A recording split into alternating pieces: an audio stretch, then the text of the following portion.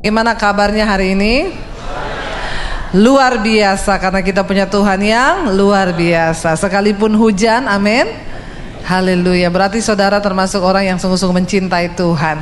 Karena banyak orang Kristen yang jadi anak terang. Kalau terang ke gereja, kalau gelap tidak. Tapi ini benar-benar terang ini saudara ya. Ya, hari ini saya dikasih tema tentang bagaimana kita hidup mengenal isi hati Tuhan. Wow, ini tema yang cukup berat, mengenal isi hati Tuhan. Ya, saudara, tadi pagi saya sampaikan ya, ada 3 tipe jenis orang Kristen. Yang pertama adalah orang Kristen yang menentang Tuhan. Ada orang Kristen yang menentang Tuhan? Ada. Ya, di tempat ini ada? Haleluya. Tidak ada yang mengaku. Orang Kristen yang menentang Tuhan loh, emang ada Bu? Ada saudara. Ya, kemarin saya dapat telepon dari seorang bapak. Dia bilang gini, Ibu, saya ini baru percaya Tuhan Yesus 10 bulan. Saya bersyukur saya juga menemukan khotbah-khotbah Ibu di YouTube. Tapi Bu, saya banyak tersandung sama orang Kristen. Saya banyak tersandung sama orang di gereja. Ya, dan kalau udah kayak gitu rasanya iman saya jadi lemah. Kenapa Ibu? Karena saya ini dulu dari garis keras, dia dari. Ya, saya bilang, ya jangan tersandung sama orang Kristen, karena memang tidak semua orang Kristen itu udah benar-benar dalam Tuhan. Saya bilang sama dia, saya juga dulu pernah ngomong begini sama pendeta, Pak, kalau melihat Bapak ya rasanya saya mau pindah lagi ke Muslim. Tapi untung saya lihat Tuhan Yesus. Kenapa ada orang berkata seperti itu? Karena memang di dalam gereja orang Kristen sendiri, yang pertama ada tipe orang Kristen yang hidupnya itu menentang Tuhan. Padahal Kristen, padahal ke gereja, tapi dia menentang Tuhan. Lah, ciri-cirinya apa? Coba kita lihat sama-sama di dalam Roma 10 ayat yang kedua. Roma 10 ayat yang kedua sampai ayat yang ketiga, kita akan lihat sama-sama. Apa kata firman Tuhan tentang jenis tipe yang begini ini? Semoga ini bukan kita, insya Allah. Roma 10 ayat yang ketiga, ayat 2 dan 3 berkata begini, sebab aku dapat memberi kesaksian tentang mereka, ini kata Rasul Paulus, bahwa mereka sungguh-sungguh giat apa? Untuk Allah, tetapi tanpa pengertian yang benar. Ayat yang ketiga baca sama-sama. Ayat yang ketiga, sebab oleh karena mereka tidak mengenal kebenaran Allah, dan oleh karena mereka berusaha untuk mendirikan kebenaran mereka sendiri, maka mereka tidak takluk kepada kebenaran Allah. Orang Kristen? Iya. Rasul Paulus bilang mereka giat untuk Allah. Wih, ke gereja tiap minggu, hujan diterjang. Haleluya. Jadi pengerja? Iya. Majelis? Iya. Pelayan Tuhan? Tapi karena tidak mengenal Tuhan dan kebenarannya, hidup mereka menentang kebenaran firman Tuhan. Dan tadi ayat yang ketiga bilang apa? Mereka berusaha mendirikan apa? Kebenarannya sendiri. Bagaimana mungkin orang ikut Tuhan tapi masih berjalan dengan kebenaran sendiri? Gak bisa saudara. Ya, Tuhan itu punya. Saya beberapa tahun, apalagi tahun ini ya, bulan Januari kemarin diundang ke banyak gereja. Rata-rata ada yang bilang, Ibu, tema khotbah kami tahun ini adalah dimensi yang baru. Masuk ke dalam dimensi yang baru. Lalu nanti kalau WL-nya berkata tahun ini adalah tahun dimensi yang baru, amin, jemaatnya teriak yes. Saya bilang begini saudara, apa yang ada di benak saudara ketika Anda mendengar masuk dalam dimensi yang baru? Kok semua tuh yesnya kayaknya seneng banget itu? Kenapa? Karena yang ada di dalam benak jemaat itu ketika masuk dalam dimensi baru, dimensinya Tuhan, itu mereka bayangannya apa? Berkat yang baru, mobil yang baru, rumah baru, semua serba baru. Saya bilang, waktu kita mendengar kata masuk dimensi baru, dimensinya Tuhan, hello, ada air mata di sana. Ada daging yang terhancurkan, ada pergumulan. Mendengar kata dimensi yang baru itu nggak enak. Kalau saya loh, nggak tahu kalau jemaat. Kenapa pada seneng? Karena tidak mengerti kebenaran. Membangun kebenarannya sendiri. Yang di bayangannya dia waktu dibilang itu dimensi yang baru, mobil baru, rumah baru, promosi baru. Ketika saya mendengar tentang masuk dalam dimensinya baru, dimensinya Tuhan, itu berbicara tentang bayar harga. Kenapa? Karena dimensi berbicara tentang ukuran. Ukuran Tuhan dan ukuran kita itu berbeda. Standar Tuhan dan standar manusia itu berbeda. Nah, waktu kita masuk dalam dimensi Tuhan, itu berarti kita harus menyelaraskan standar kita sesuai dengan standar Tuhan. Dan itu enak? Saya mau tanya saudara, enak gak? Nggak enak. Jadi masih tetap mau? Haleluya. Tepuk tangan buat jemaat yang luar biasa. Saya berdoa supaya saudara menjadi jemaat yang dewasa. Rasul Paulus bilang mereka berusaha membangun kebenarannya sendiri. Kenapa saudara datang ke gereja? Supaya saudara mendengarkan kebenaran firman Tuhan. Supaya lambat laun kita punya kebenaran diri itu mulai terkikis, lalu digantikan dengan kebenaran Tuhan. Jangan jadi jemaat yang menentang Tuhan. Itu mendatangkan murka Tuhan atas hidup kita. Makanya ada orang-orang yang telepon konseling sama saya, Bu, saya sama suami sudah tidak cocok. Kenapa? Suami saya kasar, Bu, dia selingkuh, Bu. Apa yang harus saya lakukan? Kalau kamu datang kepada saya dan bertanya seperti itu, maka saya akan kasih standar Tuhan. Mau tahu standar Tuhan untuk menghadapi suami yang seperti itu? Hai istri, jika ada seorang suamimu yang tidak bertobat, belum mengenal kebenaran, maka seorang istri yang sudah mengenal kebenaran harus memenangkan suaminya itu tanpa perkataan, hanya dengan perbuatan, supaya suaminya melihat bagaimana saleh dan sucinya kelakuan istrinya, lalu dia tertarik untuk mengenal Tuhan. Lalu dia bilang begini, hah? Kayak itu, Bu? Nggak ada cara lain? Ada, berdoa, berbuat baik kepada suamimu. Nggak mau, Bu, saya mau cerai. Nah, itu kebenaranmu. Kalau kebenaran Tuhan tuh begini. Nah, saudara telepon saya itu kan karena pengen tahu standar Tuhan. Kalau mau bikin standar sendiri, nggak usah telepon saya. Lakukan aja. Orang Kristen tuh saudara, aduh hidup ya, udah menentang Tuhan, sombong lagi.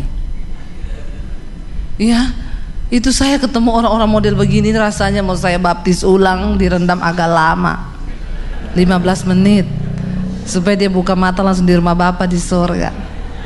Lebih baik tubuhnya binasa tapi jiwanya selamat. Ada bapak-bapak telepon saya, Bu, istri saya tidak melayani saya sudah bertahun-tahun. Dalam hal apa? Segala hal. Terus saya sudah berdoa membawa kepada Tuhan, Bu, saya tertekan dengan masalah ini. Mungkin Bapak pernah bikin salah kepada istri sampai istrimu kepahitan. Iya, dulu sih saya pernah bikin salah. Saya berselingkuh. Ya udah, Bapak obati hati istrimu. Karena tidak mudah sebuah pengkhianatan itu akan diampuni, itu nggak gampang. Ya, karena hatiku ini bukan terbuat dari besi dan baja. Hatiku ini bisa remuk dan hancur. Ya. Jadi tolong Bapak itu merendah, buktikan sama istrimu bahwa Bapak sudah bertobat. Udah, Bu, ya.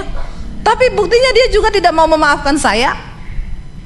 Ya berarti Bapak belum membuktikan secara nyata. Nggak apa-apa, pelan-pelan, Pak. Jadi begini, Ibu, saya kan sudah menyerahkan ini sama Tuhan. Saya bilang, Tuhan, tunjukkan jalanmu buat saya, apa yang harus saya lakukan dengan rumah tangga saya. Saya berdoa begitu, Ibu, Tuhan kirim wanita lain. Haleluya, enggak saudara?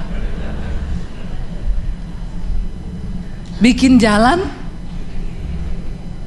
Dulu kerja di PU Bina Marga kayaknya, makanya sukanya bikin jalan. Saya bilang, siapa yang kirim, Pak? Tuhan, Bu. Itu setan yang kirim. Orang Kristen sekarang, suara Tuhan dibilang suara setan, suara setan dibilang suara, karena tidak mengenal kebenaran. Sukanya bikin kebenaran sendiri, mendirikan. Itu tadi Rasul Paulus bilang kan, mereka berusaha mendirikan kebenarannya sendiri. Ngeri nggak? Saya bilang, Pak, itu bukan Tuhan yang kirim loh, itu setan. Tapi Bu, perempuan itu senasib sama saya. Dia juga disia-siakan oleh suaminya. Tapi bukan berarti jadi dia, Bu, dia baik sama saya, dia perhatian kepada saya, dia mengasihi saya dibanding istri saya itu. Jadi sehati serasa, senasib sepenanggungan. Ya, saya bilang hebat sekali saudara ya. Saya bilang nggak boleh Pak, Bapak harus kembali kepada istri untuk bersatu. Enggak Bu, saya mau ceraikan istri saya. Saya juga kan layak untuk berbahagia Bu. Saya sama wanita ini berbahagia. Dia manis, dia baik. Saya bilang itu masih bulan promosi. Nanti kalau udah habis iklannya, dia lebih gila dari istrimu. Amin bapak-bapak. Bapak-bapak bilang amin yang kencang.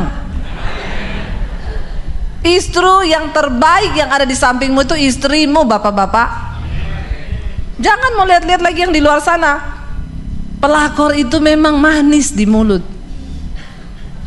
ya, tapi itu niatnya tidak tulus. Istrimu itu yang tulus di sampingmu. Aminnya tolong agak rela gitu. Ya, jangan bikin kebenaran sendiri. Engkau Kristen tapi engkau menentang Tuhan karena engkau berusaha mendirikan kebenaran sendiri. Yang pertama, jenis orang Kristen yang pertama, orang Kristen yang menentang Tuhan.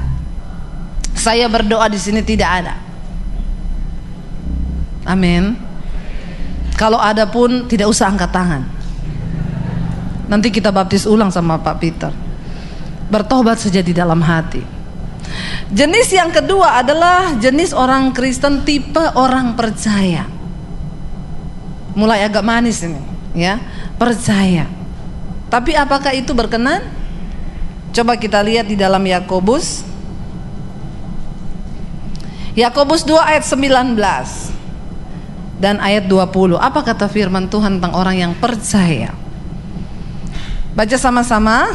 Engkau percaya bahwa hanya ada satu Allah saja, itu baik. Tetapi dan saudara percaya setan juga?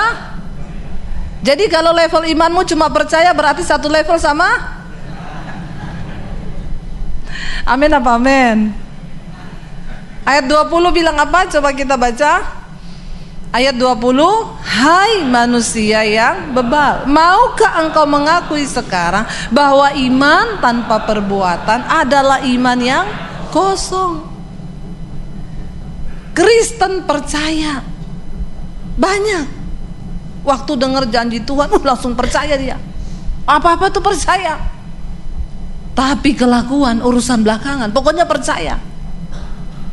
Ayat ini cukup menemplak kita. Dikatakan engkau percaya hanya ada satu Allah, itu baik. Baik. Kita percaya Tuhan hanya ada satu Tuhan, itu baik. Tetapi ada tetapinya. Setan-setan pun juga percaya akan itu dan mereka gemetar. Malah mungkin setan levelnya lebih tinggi dari kita. Kenapa setan percaya dan kita percaya dan tidak? Aduh Tuhan, ampuni Tuhan. Ya, ini Kristen percaya loh. Biar kita buka-bukaan aja sekarang, belak-belakan aja. Supaya kita tahu level iman kita di mana. Jangan main-main lagi dengan iman kekristenan kita. Waktunya sudah begitu singkat. Orang Kristen tipe percaya itu, ya, ini kan banyak virus nih saudara. Ya, corona lagi merajalela. Lalu orang Kristen yang cuma tipe percaya jadikan ayat sebagai jimat. Mazmur 91. Diperkatakan itu, ditulis taruh di dompet. Haleluya. Ya. Pokoknya Mazmur 91 gini loh saudara, gini ya. Itu ayat Alkitab bilang iman tanpa perbuatan tuh mati. bagus engkau percaya. Tuhan bilang itu baik, itu baik. Tapi iman tanpa perbuatan itu mati. Mazmur 91 itu indah banget memang kita baca. Walau 1000 rebah di samping kanan kirimu, 10.000 di sebelah kananmu, engkau hanya akan menonton saja, karena Tuhan melindungi engkau dalam kepak sayapnya. Wih, apabila kita berseru, Dia menjawab kita, iya, percaya saya. Tapi ada syaratnya. Nanti kita akan bahas setelah ini. Saya cuma lagi bahas Kristen percaya ini. Kalau dengar firman cepet dia, pendeta bilang, Anda pasti diberkati, amin. Ya itu tadi, masuk dimensi baru, amin, yes. Percayanya kebablasan, non rem. Jadi nabrak kanan kiri, nggak ngerti. Itu baik, kata firman Tuhan. Tapi setan juga percaya. Jadi jangan mau satu level sama setan. Nah ini Kristen yang ketiga ini. Nah kita mau mencapai di sini adalah Kristen yang mengenal Tuhan, mengenal hati Tuhan. Ya, di sana dikatakan, coba kita baca sama-sama Galatia 4 ayat yang ke-8. Saudara, tahu dan mengenal itu beda. Ada banyak orang Kristen tahu tentang Tuhan, tapi hanya sedikit yang mengenal Tuhan. Kalau tahu itu cuma tahu, tapi mengenal itu punya hubungan. Ya, coba kita lihat Galatia 4 ayat yang ke-8, baca sama-sama. 1, 2, 3. Dahulu ketika kamu tidak mengenal Allah, kamu memperhambakan diri kepada Allah-Allah yang pada hakikatnya bukan Allah. Ya.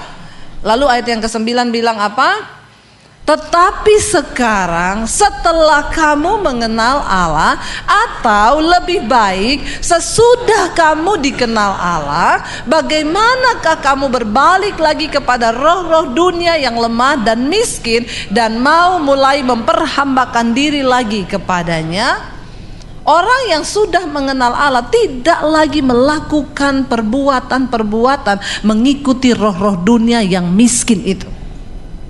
Masih hidup dalam kedagingan, masih hidup dalam hawa nafsu. Ayat tadi bilang setelah kita mengenal Allah, atau lebih baik setelah Allah mengenal kita.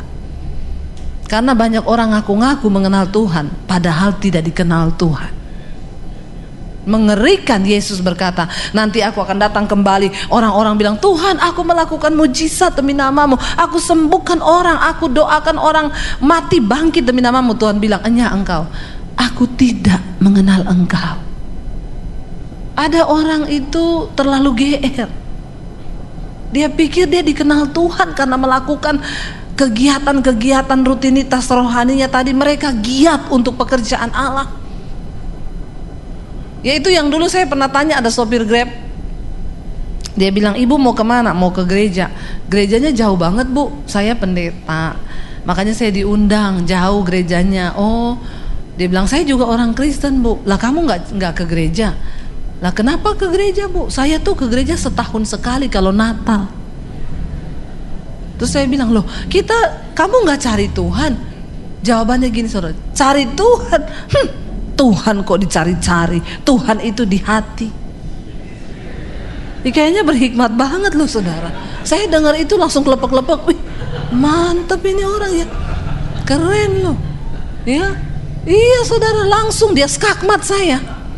Saya bilang, lah nggak ke gereja bang? Ngapain ke gereja bu? Cari Tuhan. Tuhan kok dicari-cari? Tuhan itu di hati. Terus dia sambung, saya bu, walaupun mabuk, saya putar lagu rohani.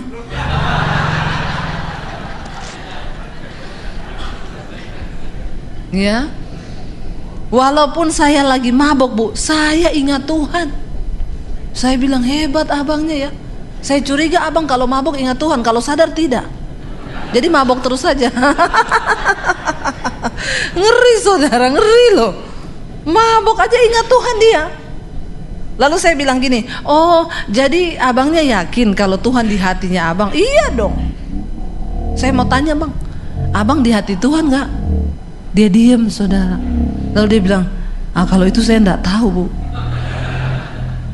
Saya kasih dia ayat ini. Banyak orang mengaku kenal Tuhan, tapi apakah engkau dikenal oleh Tuhan? Setelah engkau berkata engkau mengenal Tuhan, ayat ini bilang lebih baik lagi kalau Tuhan mengenal engkau. Karena tidak semua orang ngaku-ngaku Tuhan di hati. Tapi apakah engkau di hati Tuhan? Dengan perbuatanmu yang kayak begitu, mabok aja ya, tapi kayaknya rohani kan saudara. Nah ini kalau orang-orang yang mendengar begini tidak dewasa imannya, iya ya saya mabok aja ingat Tuhan loh. Lalu orang yang gak dewasa, iya ya bisa juga begitu, iya. Bayangkan saya nyetir pulang dalam keadaan mabok karena saya putar lagu rohani, selamat loh gak nabrak. Ya saya bilang itu yang sertai bukan Tuhan, setan. Jangan diputar balikan. Ya, ayat ini bilang setelah engkau mengenal Allah, ciri pertama orang yang mengenal Allah, dia tidak lagi takluk kepada roh-roh dunia yang miskin ini. Engkau tidak lagi mencari sesuatu yang sifatnya hanya sementara. Tuhan bilang, kalau engkau sudah mengenal dan menerima Kristus, maka pikirkanlah perkara-perkara yang ada di atas, di mana Kristus duduk di sebelah kanan Allah Bapa, bukan hanya yang di bumi. Apalagi takluk kepada roh-roh dunia yang miskin ini. Ini adalah tahun mengasihi lebih lagi. Kalau kita mengasihi Tuhan, kita juga pasti mengasihi sesama kita. Tapi ada orang Kristen yang ngaku percaya Yesus, mengasihi Tuhan, tapi sama ipar berantem, musuhan, bebuyutan, gak omongan. Mari kita berdoa saudara. Dalam hidup ini kita akan diizinkan ketemu orang-orang aneh. Ya, tidak semua orang normal. Tapi ya Tuhan izinkan itu untuk mendewasakan kita. Ada orang itu yang kita sudah baik saudara, tapi dia tuh kok sama kita kayak gimana gitu. Lepaskan pengampunan. Kemarin ada yang tanya sama saya, Bu, saya ini punya teman kerja, dia itu orangnya cukup aneh sih Bu. Tiap hari di kantor tuh marah-marah, nyuruh-nyuruh orang seenaknya, padahal dia itu bukan bos kita. Tapi kalau nyuruh itu, satu kali saya tegur dia Bu, dia marah Bu, nggak mau ajak saya omongan. Terus saya udah minta maaf Bu berkali-kali, tapi dia tetap nggak mau maafin saya. Saya ke kantor tetap dia nggak tegur, tapi saya seperti tiap ini ketemu saya minta maaf. Apa yang harus saya lakukan dengan orang seperti itu? Kamu jaga hati, jangan ada kepahitan. Terus soal dia nggak ajak omong, tandai orang begitu, jangan bergaul sama dia. Tapi jangan ada kepahitan. Alkitab bilang supaya kita nggak capek hati kan saudara. Sudah minta maaf berkali-kali. Apalagi saya bilang lah, kamu kok kehilangan damai sejahtera karena menghadapi orang yang seperti itu? Jangan. Kenapa saya bilang ngapain kamu kehilangan energi? Karena memang ada orang-orang yang seperti itu akan datang di sekeliling kita. Bagaimana kita bersikap dan berespon itu yang terpenting. Yang penting kita nggak marah, udah hati kita beres. Ya sudah, kalau dia nggak mau ya sudah, nggak usah dipaksa. Karena nggak semua orang waras kan saudara. Nah kalau kamu dia bilang saya tertekan Bu, berhari-hari saya tuh sedih. Ih ngapain? Akhirnya kamu kehilangan damai sejahtera.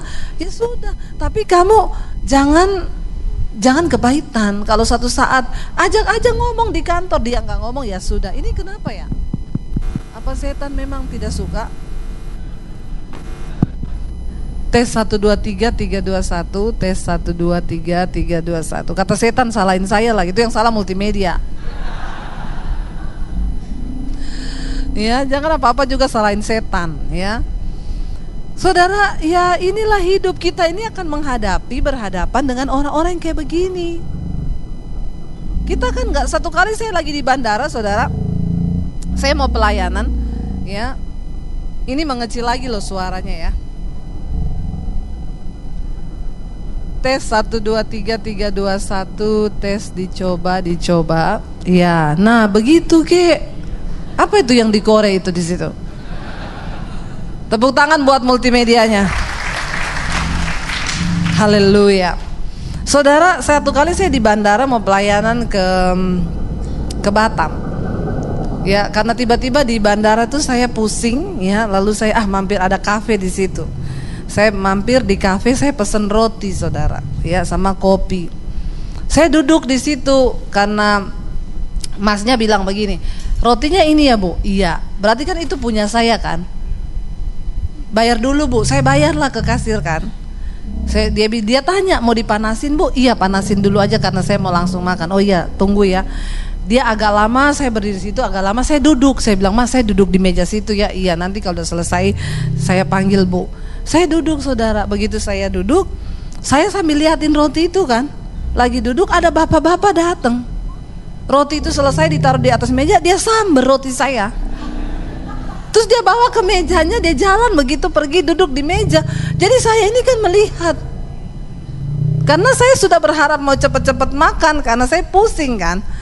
Terus saya nggak mau seuzon lah yang anak muda sekarang bilang jangan seuzon, jangan berprasangka buruk.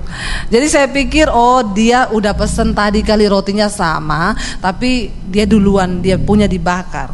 Saya tunggu-tunggu nggak datang-datang. Jadi saya pergi, Mas roti saya tadi mana? Lah itu tadi loh, mana Bu hilang? Terus saya bilang di bawah bapaknya itu kali. Dia lihat meja bapaknya, oh iya. Lalu dia tanya, dia datang ke mejanya, Pak maaf ya tadi bapak pesan roti ini udah dibayar? Bapaknya ngomong gini, enggak. Bapak nggak pesan? Enggak. Bapak belum bayar? Belum. Saya yang menyaksikan itu saudara di hati. Aneh enggak? Ya. Tapi dalam hati saya berkata, mungkin dia lapar. Ada loh orang-orang begitu itu ya. Kita akan jumpai orang yang seperti itu. Tapi ya itulah hidup. Kita kan nggak bisa memilih siapa yang kita mau ketemuin. Bahkan keluarga. Ada keluarga saudara, waktu kita susah diomongin, kita seneng diomongin. Sampai ada orang bikin statement begini, percayalah 95% orang di sekelilingmu itu diam-diam membencimu.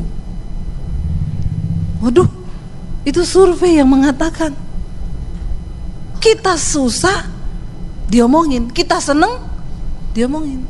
Terus mau gimana? Happy aja. Amin. Inilah hidup. Bagaimana kita bersikap? Saya bilang sama ibu itu, ya jangan terpengaruh. Ibu tetap melayani, tetap ini, tapi ya udah nggak usah bergaul sedekat dulu lagi. Malah bersyukur sekarang ibu jadi tahu karakter dia yang asli. Saudara, ya bagaimana kita menjadi orang yang dikenal oleh Tuhan ya. Saya berdoa supaya jemaat di tempat ini bukan menjadi jemaat yang menentang Tuhan, bukan hanya menjadi jemaat yang percaya, tapi sungguh-sungguh mengenal Tuhan sampai kedalaman hatinya. Saya dulu waktu diusir dari rumah, kan saya ada di tempat kos di Kota Palu. Di kos-kosan itu saya menggerakkan doa pagi, saya menggerakkan doa malam setiap hari. Ya karena saya nggak ngapa-ngapain, mereka anak kuliah yang mau aja, nggak dipaksa. Siapa yang mau doa, pokoknya kita jam 5 pagi sudah berdoa. Siapa yang mau doa malam, kita jam 7 malam ada doa. Lalu ada doa puasa. Padahal itu bukan sekolah Alkitab, itu bukan pastori, tapi saya tergerak aja bikin begitu karena saya rindu supaya kita lebih mengenal Tuhan. Anak-anak kos itu menyerahkan dirinya kepada Tuhan. Lalu di situ saudara banyak karunia-karunia rohani yang terjadi. Kita bukan orang yang pintar-pintar, yang punya ilmu tentang Tuhan, enggak. Kita cuma anak-anak kos yang enggak punya apa-apa tapi punya hati untuk cari Tuhan. Lalu satu kali teman saya bernubuat buat saya lagi dalam suasana doa, ada hadirat Tuhan, dia berkata begini. Tiba-tiba dia berbahasa roh, lalu dia bernubuat untuk saya, dia bilang, "Aku akan memilih engkau untuk menjadi hambaku." Kenapa? Karena engkau bukan hanya engkau bukan hanya peka mendengar suaraku, tapi engkau mengenal isi hatiku. Habis itu saya merenungkan itu. Bukan hanya peka mendengar suara, tetapi mengenal isi hati. Itu kita masuk lebih dalam lagi kepada Tuhan. Sekarang itu orang mendengar suara Tuhan aja bingung saudara. Saya itu pelayanan lewat channel YouTube saya itu memang. Jadi beberapa waktu yang lalu itu saya dapat suara Tuhan begini, ambil alih dunia media. Karena hari-hari ini dunia media itu berkembang luar biasa. Warnai dunia media, beritakan Injilku. Saya nggak kepikiran jadi YouTuber apalah, enggak. Cuma dari sebuah kerinduan Tuhan di hati saya. Yang Tuhan bicara itu, dia sampaikan kerinduan hatinya untuk saya ambil alih dunia media. Orang-orang dari agama lain itu mulai menghubungi saya lewat telepon. Ibu, saya bukan orang Kristen, tapi saya nonton khotbahnya ibu karena saya mencintai kebenaran. Ada orang datang dari luar negeri, saya mau dibaptis ibu-ibu. Saya datang sama suami saya mau dibaptis bu. Saya bilang, tapi mau dikeluarin surat. Nggak usah pakai surat, saya cuma mau menggenapi kehendak Tuhan. Dari Singapura, baptis di hotel, pulang lagi ke Singapura. Saya dengerin khotbah ibu di YouTube. Wow, orang yang datang minta dibaptis. Saya melihat bagaimana Tuhan bekerja. Yang dari homo, ya, pelakor, hidup dengan suami orang, majelis yang jatuh dalam persinahan, Tuhan jamah, Tuhan lawat. Mereka mulai bertanya, ibu kasih tahu jalan Tuhan, saya mau bertobat. Saudara lihat, waktu kita nangkap dengan apa yang Tuhan mau. Jadi bagi saya itu, kekristenan itu bukan sekedar agama yang cuma Tuhan itu masih berbicara sampai hari ini, amin. Saudara percaya bahwa Tuhan masih berbicara? Yes, dia Tuhan yang hidup. Dan dia pasti memberitahukan rencananya atas hidupmu. Kenapa? Rencana Tuhan atas hidup kita tidak bisa diwakili oleh siapapun. Dia sedang berurusan secara pribadi dengan hidupmu. Amin.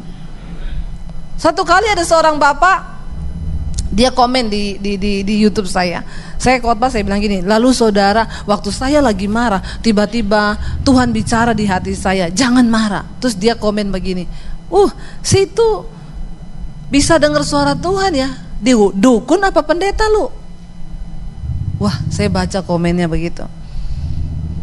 Saya balas, saya bilang, Pak, jadilah sesuai imanmu. Kalau Bapak percaya bahwa Tuhan sanggup berbicara bagi kita anak-anaknya, Bapak akan mengalami.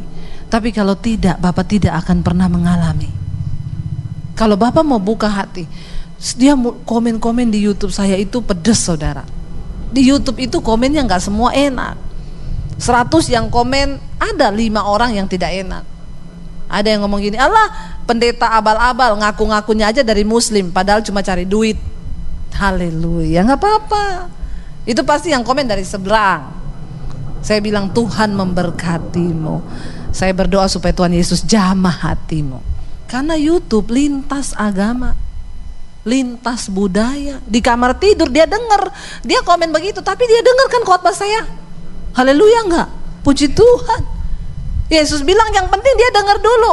Karena firman Tuhan tidak pernah kembali dengan sia-sia. Ada yang komen, pendeta pinter ngomong padahal tidak menjadi pelaku firman. Kenapa rambutnya pendek? Haleluya. Saya bilang, Pak, saya itu rambut pendek begini karena saya tunduk kepada suami. Justru saya melakukan firman. Kenapa? Suami saya gak suka saya rambut panjang. Gak boleh. Berapa kali saya coba panjangin, baru segini dia bilang, potong. Please, saya pengen panjang. Gak usah, gak bagus, kamu cantik pendek. Jadi dia kalau belai gak usah panjang-panjang, cuma cukup sayang. Kalau pendek kan belayannya panjang, kalau panjang kan sayang ya. Kalau gini kan cuma sayang.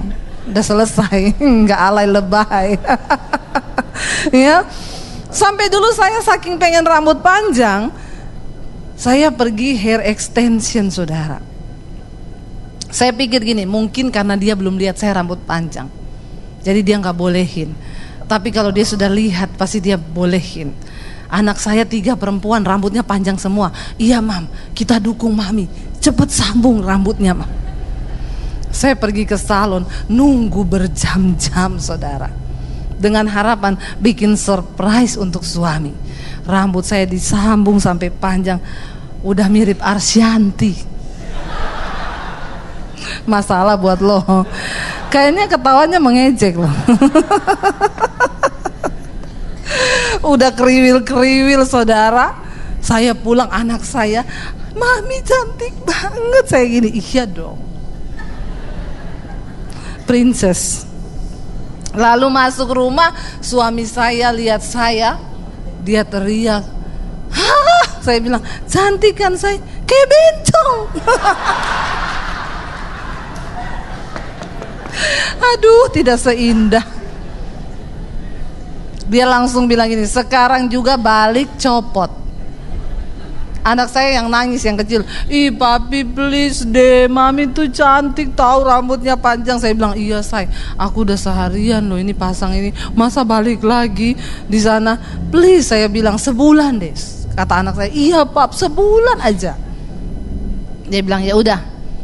Malam-malam tidur saudara, dia mau peluk saya, tiba-tiba dia teriak. Ya, udah mau tidur mau peluk, "Wah," kata dia. "Kenapa say?" "Bener kayak peluk bencong, copot deh, copot." Jadi terpaksa, tidak bisa 1 bulan, tidak bisa 1 minggu, cuma 1 hari. Besoknya saya copot. Ya, jadi jangan bilang saya tidak melakukan firman lah ya. Kayaknya juga Tuhan tidak melihat dari penampilan. Ada komen-komen yang begitu. Lalu bapak itu saya bilang gini, "Pak, Bapak harus mengalami Tuhan supaya Bapak bisa mendengarkan suaranya." Satu kali dia inbox saya saudara, minta nomor HP. Tiba-tiba masuk di HP saya, "Bu, saya ini orang pintar." Saya bilang, "Sering minum tolak angin?" Orang pintar minum tolak angin. Ya, dia bilang, "Enggak Bu, saya sekolah di Amerika, saya pernah sekolah di Australia. Titel saya titel luar negeri semua. Belajar tentang Tuhan, saya ikut seminari, sekolah-sekolah kenabian, saya pengen mempelajari Tuhan. Tapi saya dengar khotbah ibu yang judulnya Hidup Menyatu dengan Tuhan. Di situ saya tertemplak Bu, ketika saya mendengar ibu bilang begini, banyak orang ingin mempelajari Tuhan, tetapi saya mau bilang Tuhan itu gak bisa dipelajari, tapi harus dialami." Lalu dia bilang sama saya, "Bu, itu saya." Dan ketika saya berhasil mempelajari Tuhan, ilmu saya bertambah. Ternyata saya jadi arogan. Saya merasa saya yang paling benar dan semua orang salah. Tapi benar Bu yang ibu ngomong, satu kurangnya saya Bu, apa? Saya belum mengalami Tuhan. Saya bilang, sehebat apapun ilmu yang Bapak punya tentang Tuhan, kalau engkau belum mengalami Tuhan, gak bisa ngomong. Amin. Karena Tuhan tuh gak bisa dipelajari tapi dialami. Lalu saya bilang sama dia, "Pak, saya bukan orang pintar Pak. Saya tidak punya cukup ilmu tentang Tuhan. Saya hanya seorang bodoh yang waktu itu mau mengakhiri hidup saya dengan cara bunuh diri. Lalu saya merendahkan diri dan berkata, Tuhan, siapa engkau sebelum saya mati bunuh diri? Saya pengen mengenal engkau ciptaan saya, yang pencipta saya." Dan ketika saya buka hati begitu, Tuhan tuh masuk dalam hidup saya. Saya mengenal dia, saya mengenal isi hatinya, dan itu yang mengubahkan hidup saya. Akhirnya dia bilang gini sama saya, "Bu, saya pengen banyak belajar dari ibu. Ibu mau gak jadi mentor saya?" Tadinya kalau ngomong, "Situ dukun."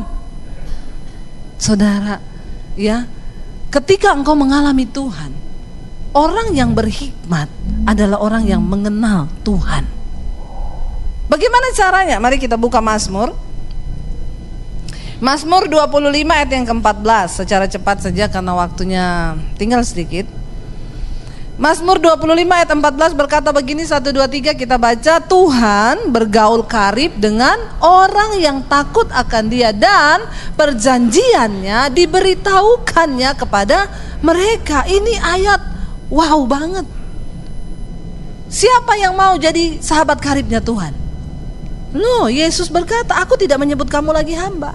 Karena hamba nggak tahu apa yang dilakukan oleh tuannya, tetapi sahabat tahu apa yang dilakukan oleh sahabatnya. Makanya Yesus bilang, "Aku menyebut kamu sahabat."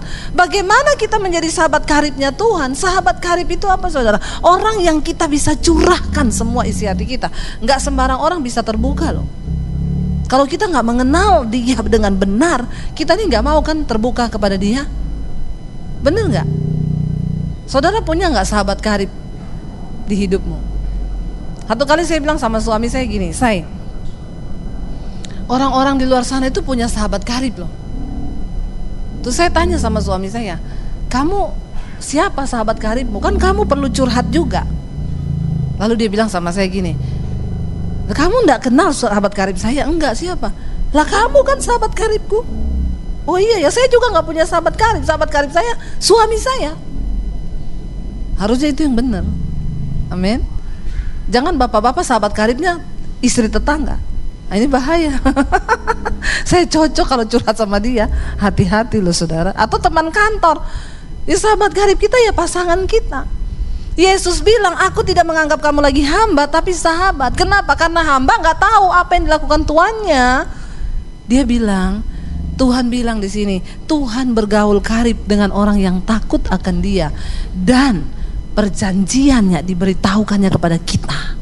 Wow, enggak? Kenapa ada orang yang enak ya? Saya tuh, orang tuh bilang, "Ibu tuh kalau khotbah ngomong dengar suara Tuhan." Iya, Tuhan tuh masih berbicara. Dia kasih tahu janji-janjinya. Saya itu melangkah untuk bikin YouTube itu Tuhan yang mendorong. Roh Kudus terus mendorong saya sampai saya mencari terus apa sih yang Tuhan mau ini. Media itu media apa? Saudara tahu intinya, engkau mau dulu. Saudara ingat kisah Daniel, waktu Daniel berpuasa meminta hikmat Tuhan. Di ayat itu dikatakan Daniel bersama dengan banyak orang datang menghadap Tuhan. Tetapi hanya Daniel yang melihat penglihatan dan visi itu. Ada banyak orang datang ke gereja, tapi Tuhan berurusan pribadi dengan orang yang mau sungguh-sungguh takut akan Tuhan. Ada banyak orang yang datang menghadap Tuhan, tapi cuma Daniel yang mendengarkan dan melihat penglihatan itu. Yang lain kagak. Banyak orang ke gereja, tapi hanya sedikit orang yang sungguh-sungguh mencari dan hidup takut akan Tuhan. Mereka yang akan menerima visi besar.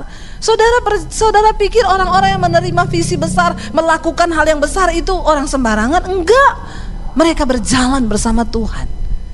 Nah, tadi saya sempat singgung, orang Kristen jadikan ayat sekarang jimat, jadikan itu mantra. Oh, lagi ada virus, enggak apa-apa, pegang Mazmur 91. Saudara baca ayat Mazmur 91 yang pertama itu apa? Sebelum engkau melangkah pada ayat-ayat yang berikutnya tentang janji berkat, janji perlindungan, lihat dulu ayat yang pertamanya. Di sana dikatakan Mazmur 91 ayat yang pertama, ya, orang yang duduk dalam lindungan yang maha tinggi dan bermalam dalam naungan yang maha kuasa.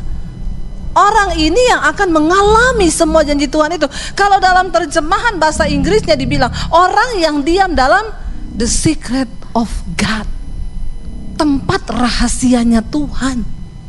Di mana itu tempat rahasianya Tuhan? Saya mencoba memikirkan ayat ini. Tempat rahasia Tuhan itu di mana? Lalu Roh Kudus mulai kasih saya pemahaman. Ya, tempat rahasianya Tuhan itu di mana, saudara? Ketika engkau berjalan melakukan kehendak Tuhan, ketika engkau berjalan di dalam visinya, ketika engkau berjalan dalam menggenapi kehendaknya, engkau sedang berada dalam tempat rahasianya Tuhan. Kenapa? Karena Tuhan itu memberitahukan rahasianya kepada orang-orang yang takut akan Tuhan. Wow. Waktu kita berjalan dengan tuntunan Tuhan, kita sedang berada di dalam tempat rahasianya Tuhan. Dan ayat ini berlaku bagi mereka yang hidup menggenapi visi Tuhan, yang hidup menggenapi kehendak Tuhan. Waktu kami kecelakaan mobil satu keluarga, saudara udah dengar kesaksian saya, mobil kami hancur 80%. Dari pihak asuransi ngomong, "Bu, mobil dianggap hilang." Kenapa? Tidak ada satupun bengkel yang mau perbaiki, itu sudah hancur lebur 80%. Anak saya tidur di bagian belakang, itu mobil hancur dari belakang sampai ke tengah. Mobil kami terbalik pindah ke jalur sebelah di tol. Kami berlima di dalam satu mobil, tidak ada luka satu goresan pun. Wow, enggak? Kita berada di dalam secret of God, di dalam tempat rahasianya Tuhan. Orang-orang yang berjalan menggenapi visi Tuhan, orang-orang yang berjalan menggenapi kehendak Tuhan, mereka sedang berada di dalam tempat rahasianya Tuhan. Saya berdoa kita di sini bukan cuma jadi orang Kristen yang datang duduk diam pulang, hidupmu nggak pernah berubah. Jangan punya level yang sama dengan levelnya setan, cuma percaya sama Tuhan. Tapi mari kenali isi hati Tuhan. Dia Tuhan yang masih berbicara sampai hari ini.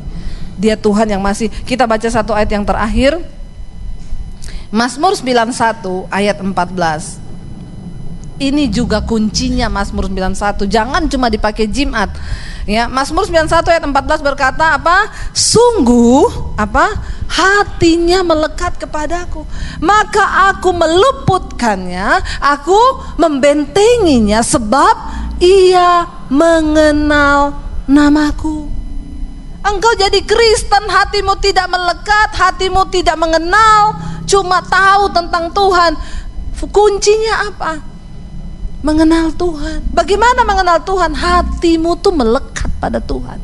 Ketika satu saat engkau diperhadapkan untuk bersinah, engkau hatimu melekat, Tuhan enggak, aku tidak akan pernah menyakiti hati Tuhan dengan melakukan dosa kenajisan. Ketika engkau didapat kesempatan untuk nyolong, untuk nyuri uang orang, engkau akan berkata, enggak, aku tidak akan pernah melukai Tuhan. Kenapa sampai hari ini saya memilih tidak berselingkuh? Saya bisa enggak berselingkuh? Bisa. Godaannya ada banyak. Kenapa saya tidak berselingkuh? Bukan cuma karena takut tidak masuk surga, bukan cuma takut masuk neraka.